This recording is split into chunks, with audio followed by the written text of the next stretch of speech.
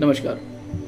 किस्सा आसान में एक सीरीज हम लोगों ने चलाई हुई है जिसका नाम है मिट्टी की सेहत। उसकी पहली कड़ी में आज मिट्टी में पाए जाने वाले ऐसे 5 कंपोनेंट की हम बात करेंगे जो 5 कंपोनेंट मिलकर के मिट्टी को मिट्टी बनाते हैं। यानी कि इनमें से कोई भी कंपोनेंट अगर डिसबैलेंस है, कम है या ज़्यादा है तो आपकी मिट्टी वैसा परफॉर्म ही नहीं करेगी या आपका खेत वैसा परफॉर्म ही नहीं करेगा। आपकी फसल को वैसी उत्पत्ति फसल आपकी पैदा ही नहीं होगी जैसा उसको होना चाहिए या जैसे उसके लिए आप प्रयास कर रहे हैं। तो इन 5 कंपोनेंट्स में जो सबसे पहला कंपोनेंट है वो है मिट्टी में पाए जाने वाले खनिज लवण या मिनरल्स या जिनको हम पोषक तत्व भी कहते हैं। ये क्वांटिटी में टोटल 17 होते हैं।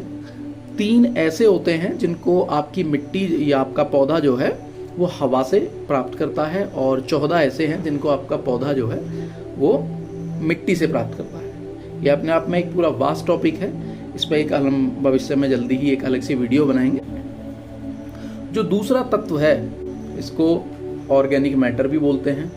आप ये समझिए कि अगर ऑर्गेनिक मैटर डिसबैलेंस है तो आपकी मिट्टी वेंटिलेटर पे है और जितना अच्छा ऑर्गेनिक मैटर आपके खेत में है आपकी लागत, आपकी मेहनत उतनी ही कम हो जाएगी। ये भी अपने आप में बड़ा वास्ट टॉपिक है। इस पे भी हम लोग अलग से एक वीडियो बनाएंगे, लेकिन अभी आप इतना समझिए जितना ऑर्गेनिक मैटर कम है आपको फसल के रखरखाव में उतने ज्यादा पैसे खर्च करने पड़ते हैं, उतना ज्यादा खाद डालना पड़ता है।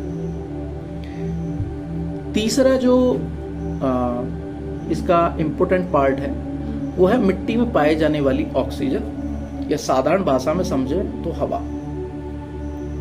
जी हाँ, अगर आपकी मिट्टी का, जिसको टेक्सचर भी कह सकते हैं, मिट्टी का भुरभुरापन या मान लीजिए मिट्टी की बनावट, सो अगर आपकी मिट्टी में हवा कम है तो अगेन वो आपको ज़्यादा खाद, ज़्यादा मेहनत और कम पैदावार के लिए जिम्मेदार है आपकी मिट्टी।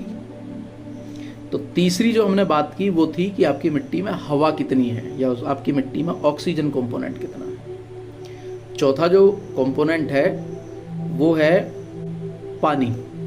एक्चुअल में यहां पानी का मतलब है कि आपकी मिट्टी पानी को कितनी देर तक रोक पाती है। अगेन 2 चीजों पर यह डिपेंड करता है, ऑर्गेनिक मैटर आपकी मिट्टी में कितना है और आपकी मिट्टी में हवा कितनी है। क्योंकि जब हम खेत में पानी देते हैं या फसल को पानी लगाते हैं तो जितने समय तक वो पानी को धारण करेगी जितने अच्छे से, उतनी ही आपके पौधों की, आपकी फसल की सेहत जो है वो सकारात्मक होगी, आपकी मेहनत कम होगी। और जो 5वां हिस्सा है इसका वो बाकी 3 पर ही डिपेंड है, जिसमें ऑर्गेनिक मैटर, ऑक्सीजन और वाटर है। और वो 5वां हिस्सा होता है आपकी मिट्टी में पाए जाने वाले सूक्ष्म जीव जिनको माइक्रोब्स भी कहते हैं। ये सूक्ष्म जीव बैक्टीरिया हो सकते हैं, ये सूक्ष्म जीव प्रोटोजोआ हो सकते हैं, ये सूक्ष्म जीव फंगस हो सकते हैं, ये सूक्ष्म जीव वर्म्स हो सकते हैं जिनको केचुआ हम आम भाषा में बोल देते हैं, या और बहुत सारे छोटे मोटे कीड़े मकोड़े हो सकते हैं। और ये उतना ही जरूरी है आपकी मिट्टी में अगर जीवन है, यही जीवन अगर आपकी मिट्टी में जीवन नहीं है तो आपकी मिट्टी मृत है। उसमें आप कितने भी खाद लगाएं, कितने भी दवाई लगाएं, बट वो आपको वैसा प्रोडक्टिविटी देगी ही नहीं जैसी देने में वो सक्षम है। सो अगेन मिट्टी के जो 5 कंपोनेंट की हमने बात करी।